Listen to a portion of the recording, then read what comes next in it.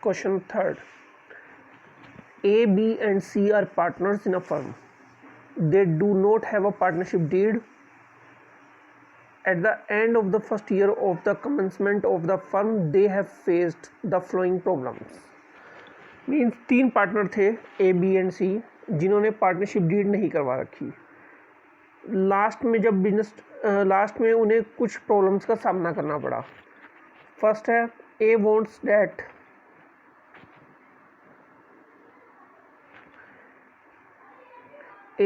that interest on capital should be allowed to the partners.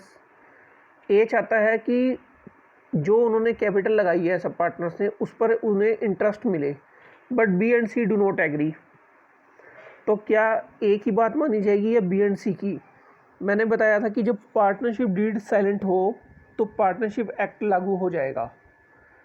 अगर partnership act में clear लिखा है कि अगर पार्टनरशिप डीड नहीं बनाई गई है या पार्टनरशिप डीड में ये नहीं दिया गया है कि इंटरेस्ट ऑन कैपिटल कितना मिलेगा, तो कोई इंटरेस्ट नहीं मिलेगा पार्टनरशिप एक्ट के अकॉर्डिंग। आंसर है as claim is not accepted. अगर डीड में इंटरेस्ट ऑन कैपिटल के बारे में नहीं दिया गया है तो कोई इंटरेस्ट ऑन कैपिटल नहीं दिया जाएगा। Second point, B wants that the partner should be allowed to draw salary but A and C do not agree.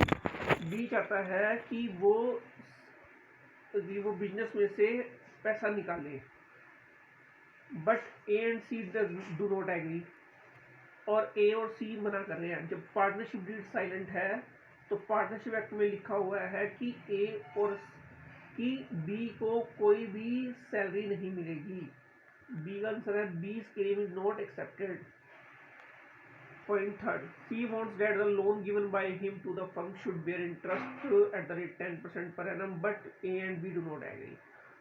C चाह रहा है कि उसने जो फर्म को पैसा दिया था लोन के रूप में उस पे उसको इंटरेस्ट मिले 10%, और ए और बी इस बात के लिए नहीं मान रहे। तो जो पार्टनरशिप एक्ट है, जब डीड साइलेंट होगी तो पार्टनरशिप एक्ट में गिवन है कि इंटरेस्ट जो मिलेगा वो सिर्फ 6% मिलेगा, ना कि 10%। तो seize claim is not accepted. Only 6% per annum should be allowed by way of interest on loan. Point D, A and B having contributed larger amount of capital desire that the profit should be divided in the ratio of their capital contribution, but C does not agree. A and B ने बहुत मोटा पैसा लगाया है जबकि C ने इतना पैसा नहीं लगाया, लेकिन A और B ये चाह रहे हैं कि जो प्रॉफिट है जिसने जितना पैसा लगाया उस हिसाब से बटे, बट C नहीं मान रहा है। तो इसमें अगर डीड साइलेंट होगी तो कोई कितना भी पैसा लगाए, जो प्रॉफिट होगा वो इक्वल ही बटेगा। प्रॉफिट और losses should be distributed among the partners equally. The claim made by A and B is not accepted. A और बी की बात नहीं मानी जाएगी और जो प्रॉफिट है वो इक्वल बटेगा।